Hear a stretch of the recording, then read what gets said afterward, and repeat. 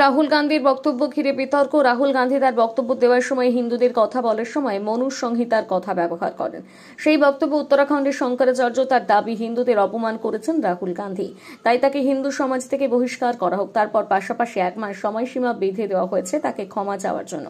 শঙ্করাচার্যের এই মন্তব্যের প্রতিবাদে এবার কলকাতার রাজপথে প্রতিবাদে নামলেন প্রদেশ কংগ্রেস মহিলা মোর্চার সদস্যরা। এদিন মৌলালী মোড়ে তারা বিক্ষোভ প্রদর্শন করেন, দাবি করেন যত দ্রুত সম্ভব শঙ্করাচার্যের বক্তব্যের জন্য ক্ষমা চাইতে হবে।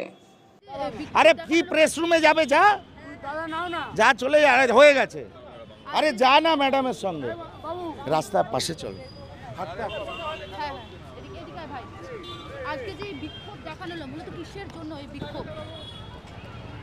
উত্তরাখণ্ডের একজন শঙ্করাচার্য বলেছেন যে রাহুল গান্ধীকে হিন্দু ধর্ম থেকে বহিষ্কার করতে হবে। কেন?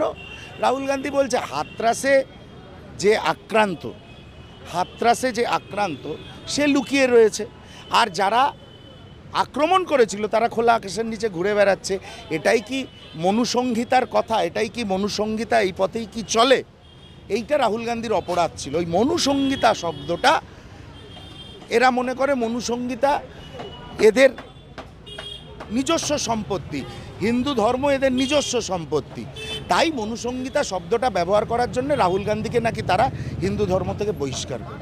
1 মাসের তো সময়সীমা দেওয়া হয়েছে ক্ষমা চাওয়ার জন্য। কি বলবেন? এই যে কোনো ক্ষমা চাওয়ার প্রশ্নই নেই, ওরা ঠেকেদার নয় হিন্দু ধর্মের। সেই জন্যে আমরা এই বিষয়ে কোনো মন্তব্য করব না। আমরা উল্টে বলবো যেন শঙ্করাচার্য অভিমুক্তেশ্বরানন্দজি, উত্তরাখণ্ডের শঙ্করাচার্য, এই বিষয়ে ক্ষমা চান রাহুল গান্ধীর কাছে এবং পুরো হিন্দু সমাজের কাছে ক্ষমা চান। বিদ্যা, ব্যবসা, চাকরি, জটক বিচার, বিবাহ, পারিবারিক অশান্তি, সন্তান লাভ, বাস্তু সমস্যা, আরো যে কোনো সমস্যার সমাধানের একমাত্র সেরা ঠিকানা জ্যোতিষী প্রসাদ রায়। আর দেরি না করে আজই চলে আসুন প্রসাদ রায়ের কাছে। আমাদের ঠিকানা RC80 Bengal Ambuja city centre, Durgapur 16, near Jorhat rotary.